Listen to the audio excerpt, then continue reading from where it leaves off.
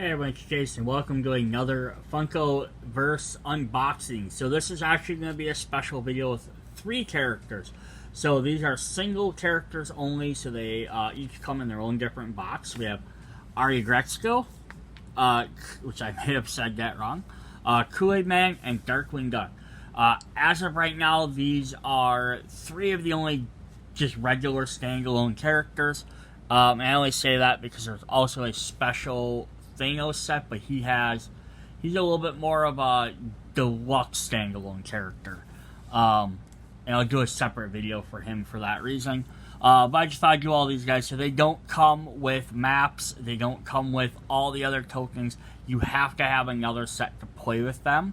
But if you have another 2-player set, you can buy one of these, add them in. You have a 4-player set, you can swap out a character. However, I just thought it'd be, let's go over and see what they all have. So we're going to kind of go through all 3 at the same time, or sort of in order. So we're going to have our little instruction books for each one. The other thing they all each do is they each have a very different mechanic than some of the other characters, which is also kind of one of the other reasons why they're solo. So we're going to get, let's just do one character at a time. We'll just start with Aggretsuko. I know I'm butchering that name. Alright, so we're going to have her little rule book. So she was the first one. She doesn't have anything extra special. But she's this cat lady. Like, looks like she's into metal. I don't know a lot about her. She's an anime type character. She's going to get her special item was a chainsaw, which is one of the main reasons why I picked them up. Hey, I said more characters, awesome. A chainsaw item that I can give to somebody else if I want to. That's definitely cool. So what does she come with? She's going to, of course, get a token for exhaustion, like all characters do. She gets some pink point counters. She's got 2 skill tokens. So every character has 2. She has a red and a yellow. And then she has another token, which we'll look at when we look at her character card, which we're going to do right now.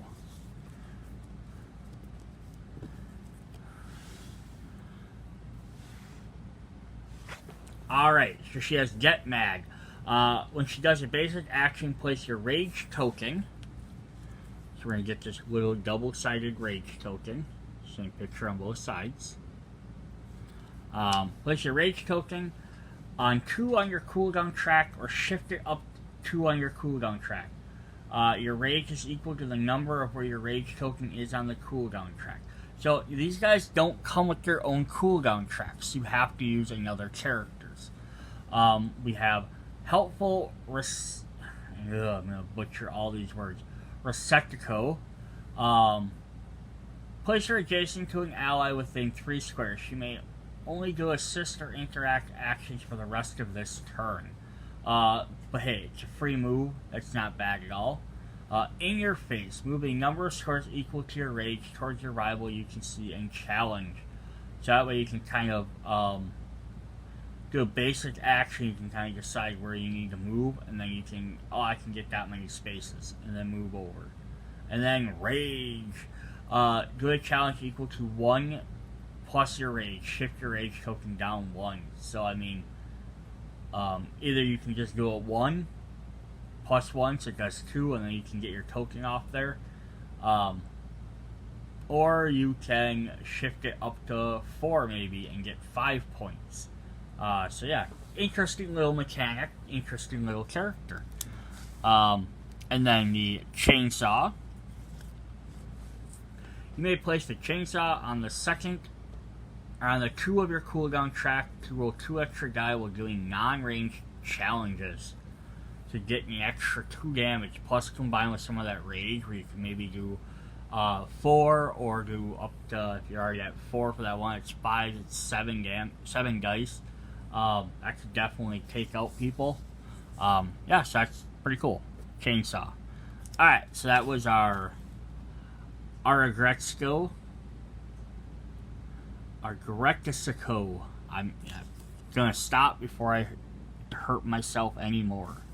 Alright, so our second standalone character that came out was the Kool-Aid Man, which is definitely a shock because like everything else has been like TV or anime or TV or like a comic book character, like a movie character. So now we got like a mascot. And Kool-Aid Man actually has special items. So he's going to have these wall and rubble tokens. which are going to work like this. Basically, if he places them, he has to place them on his rubble tokens on an area he can actually go through. So it has to be a wall that's penetrable, either diagonally or orthogonally, up and down. You can't put it into or through an object that you wouldn't normally be able to go around. So this is structured as a wall. A square object is not a wall. And then we'll look at how his abilities work. So he's going to, of course, have his exhausted counter. He's going to get 3 of these rubble wall tokens, and there's a black and white, so you can keep track. Not that it probably matters, but just so you can keep track of which side is which for each player. He's got, ooh, I didn't even bring him over here. He's got a blue and red. And then he has his tokens, which are really cool. So he's got these cherry red ones. And now if I bring one up a little bit closer, see if we can see it in the camera.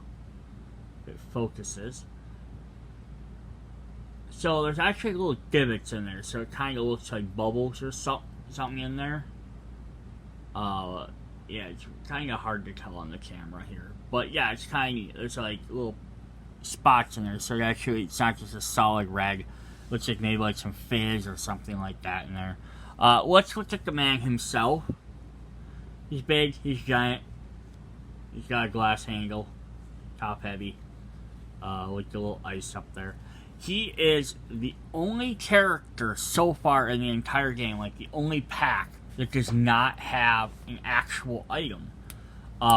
So that's very different. Maybe that's one thing that might turn him off from some players, because he doesn't get an extra item. But these wall tokens, breaking down these walls are probably just as good, or if not better.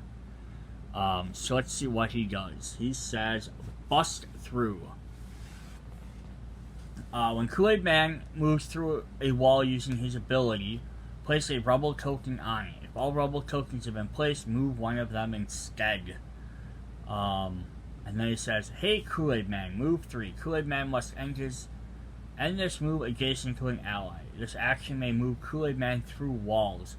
So he can just go through a wall with ability and just put one of them rubble tokens up. So it's kind of neat that he doesn't have to like place it first and then walk through, or do an attack to make one. He can just walk right through a wall. Splash Zone. Challenge 3 to all adjacent rivals. Uses only if Kool-Aid Man has moved this turn.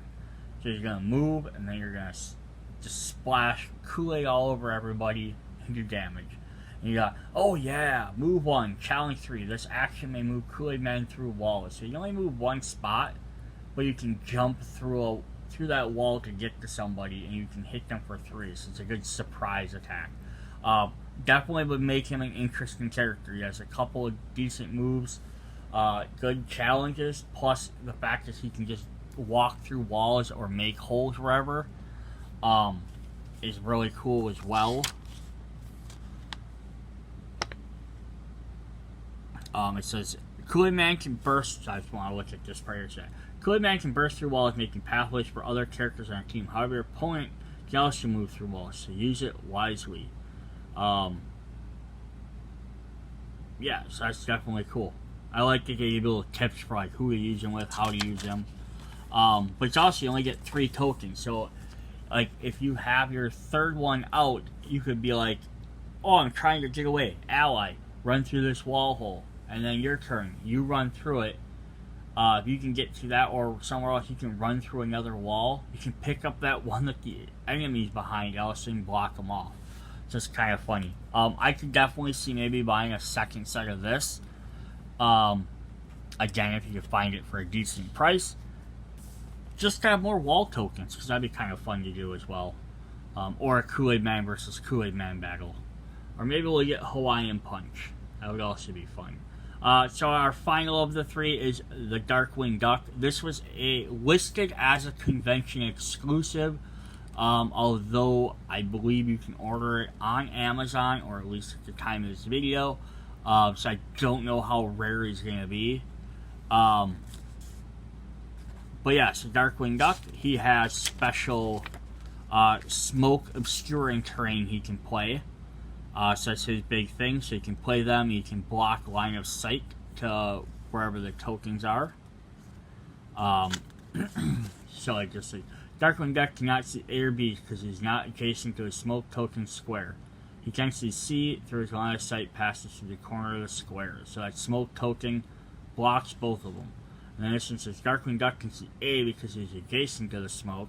He can also see B and C because, well, a smoke token, he doesn't block what he can see. So he can see, like, into the immediate smoke, or he can see out of the smoke. But if it's anywhere else, it will also block him. The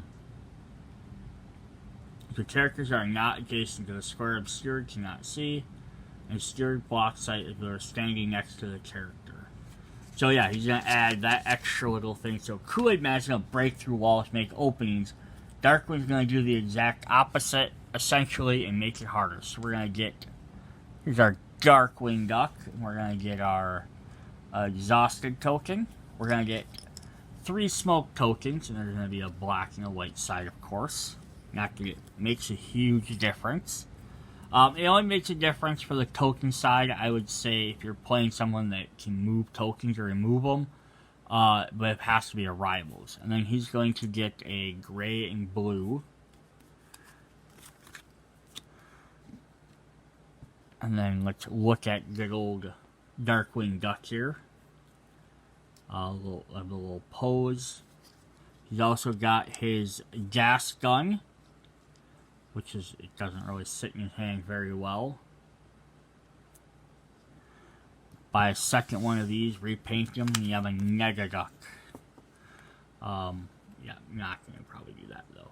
So you have Darkwing Duck. It says, I am the terror that flaps in the night. At the start of Darkwing Duck's turn, if no rivals can see him, place him adjacent to a rival that is in 3 squares. Oh, that's nice. You can, like, peek out of either smoke clouds, or you can peek from around if he's maybe around a corner.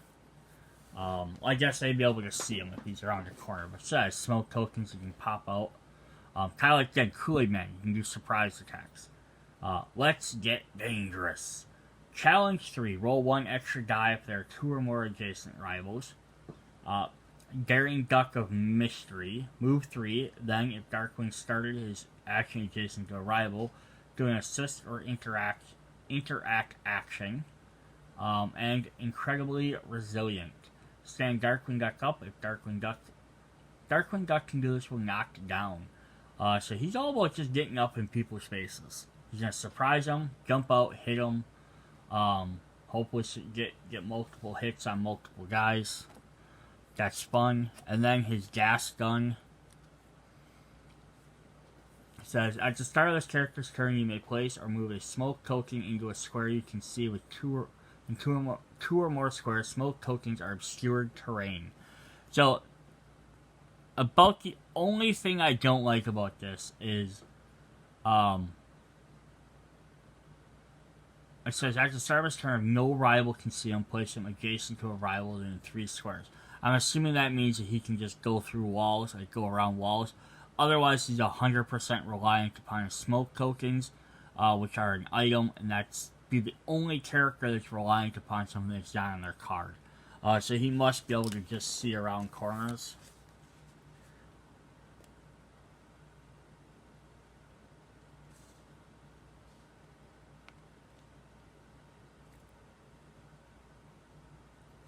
Oh, that's even a better idea. Alright, so it says, like, pair Darkwing Duck with characters that create minion tokens. The tokens can help him hide so he can move more effectively to use his trait. Yeah, there we go. The Darkwing Duck has the gas gun in his trait and the item power both activate during the turn. This happens, player does the action in the order they prefer. Steering terrain represented by a smoke token, which is probably the gas can be used to shield vulnerable allies from ranged attacks. So what else does it say about obscuring terrain? Okay, cool. Alright, so that is what we got for this video. Oh, we didn't show off his tokens, or his points. He's got these purple ones, which definitely go well with Darkwing Duck. Alright. Alright, yeah, so that's the... If my fingers can pick this up, those are our 3 little mini character packs. Darkwing Duck, Kool-Aid Man, and Aggretsuko. So if you're just looking to add some interesting new mechanics and just like one other character or 2 other little characters, these are kind of neat. They're not making a ton of these, because I think it's more value for them to release the standalone 2-player packs. But a cool add-on. Alright, see you guys in the next video. Bye.